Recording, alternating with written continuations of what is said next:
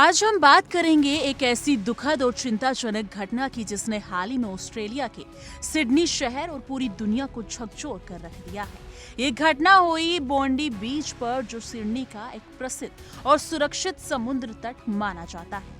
लेकिन दुर्भाग्य से इस बार ये खूबसूरत और शांत जगह एक भयानक आतंकवादी हमले का मैदान बन गई। ये घटना उस समय हुई जब ये यहूदी समुदाय अपने प्रमुख त्योहार हनुक्का का जश्न मना रहा था। इस दिन वहां लगभग 1000 से ज्यादा लोग इकट्ठा हुए थे। इस हमले में कम से कम 10 लोगों की जान चली गई और 11 लोग गंभीर रूप से घायल हो गए। ऑस्ट्रेलियाई अधिकारियों ने इस हमले को स्पष्ट रूप से आतंकवादी हमला करार दिया है। ये घटना हमें ये याद दिलाती है कि आतंकवाद की कोई सीमा नहीं होती और ये किसी भी समय किसी भी संस्थान पर अंजाम दे सकता है। प्रधानमंत्री नरेंद्र मोदी ने इस हमले पर तुरंत प्रतिक्रिया व्यक्त करते हुए इसे कड़ी निंदा बताया है। प्रधानमंत्री ने कहा कि भारत आतंकवाद के प्रति हमेशा जीरो टॉलरेंस की नीति अपनाता है और आतंकवाद के हर रूप और अभिव्यक्ति के खिलाफ संघर्ष का समर्थन करता है।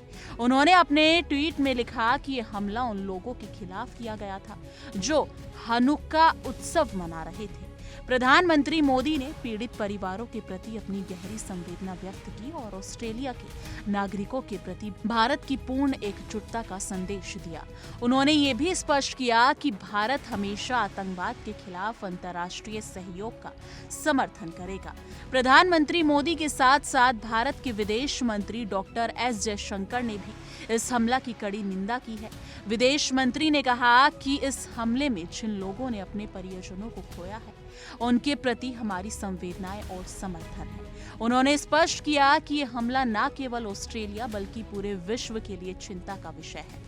इस घटना ने एक बार फिर ये दिखा दिया है कि आतंकवाद न केवल एक देश का धर्म तक सीमित है बल्कि ये वैश्विक स्तर पर एक गंभीर खतरा बन चुका है। दोस्तों, ये हमला हमें सुरक्षित और जागरूकता की आवश्यकता की याद दिलाता है।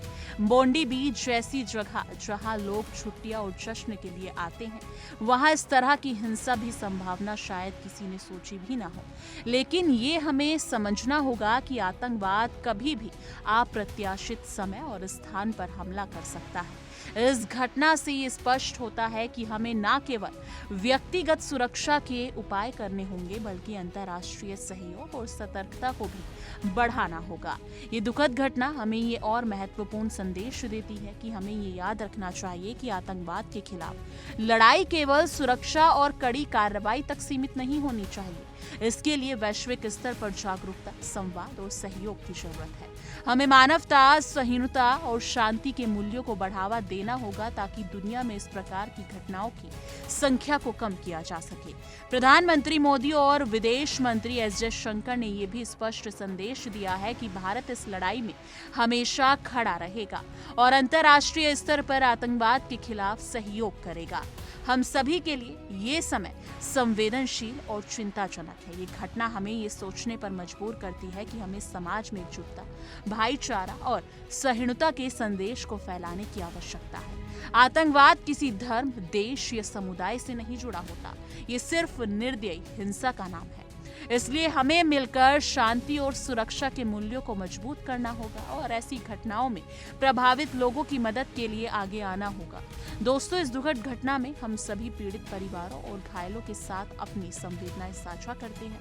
आइए हम मिलकर ये संकल्प लें कि हम अपने समाज में और विश्व स्तर पर शांति, मानवता और भाईचारे के संदेश को फैलाएंगे। इस दुखद समय में हमारे विचार पीड़ित परिवारों के साथ हैं और हम उनके लिए प्रार्थना करते हैं।